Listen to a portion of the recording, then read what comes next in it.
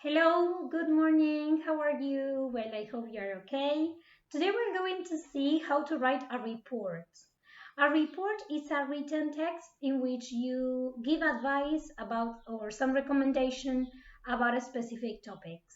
But you can also find reports in newspapers, in magazines, on radio, on TV. Yes, it can be written or spoken.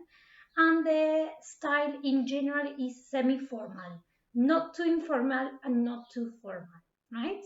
Let's have a look at some comments, how to write a report.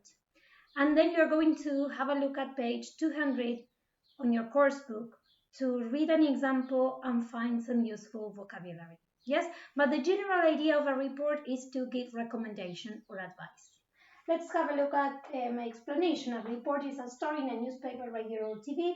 It is a written or spoken description of a situation or event. In this case, we are going to concentrate on the written text. It is an official document that gives info about a particular subject. What about the structure? Well, we've got an introduction, a conclusion, and in the middle, 2 or 3 paragraphs. In the introduction, you will summarize the aim, the purpose, the objective of your report, why you are writing your report. Yes, to give recommendation, to give advice on a certain topic. In the 3 paragraphs in the middle, the 3 main paragraphs or 2, it depends on the topics you're going to develop. You write descriptions or explanations and you give advice, yes, recommendation.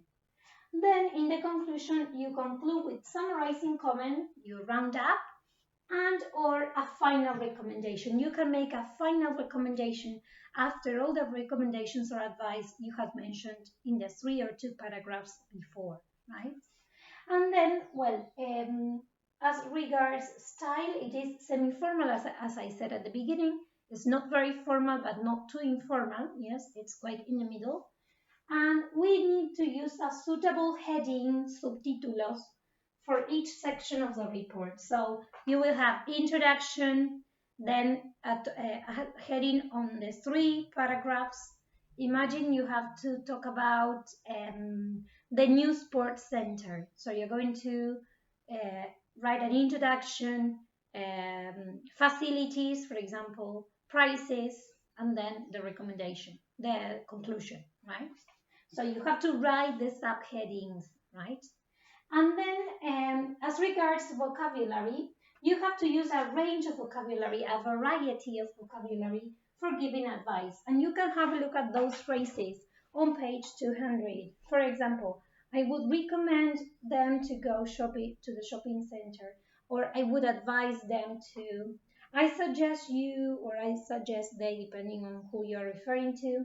The best place for is they should, they really must, they are advised to.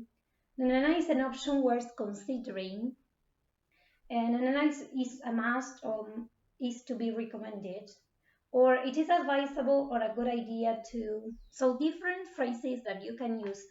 Try not to use always should. Yes, there is a variety. Try to vary your phrases. Then describing amounts and quantities. When you talk about recommendations, sometimes you need to mention quantities, numbers. What range, selection, variety of, a large number of, a great deal or a large amount of, plenty of, several, many, numerous. Yes?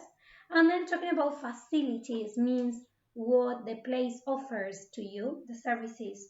For example, there's shopping, sports, cultural, leisure, restaurant facilities are excellent, outstanding, second to one. Second to none significa que es lo mejor, que no tiene una contra, digamos. Adequate, reasonable, poor, inadequate, basic.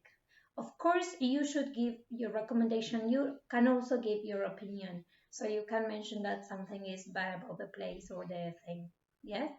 Well, you are going to we are going to work in class with this writing report, and you will have to write your own report for work.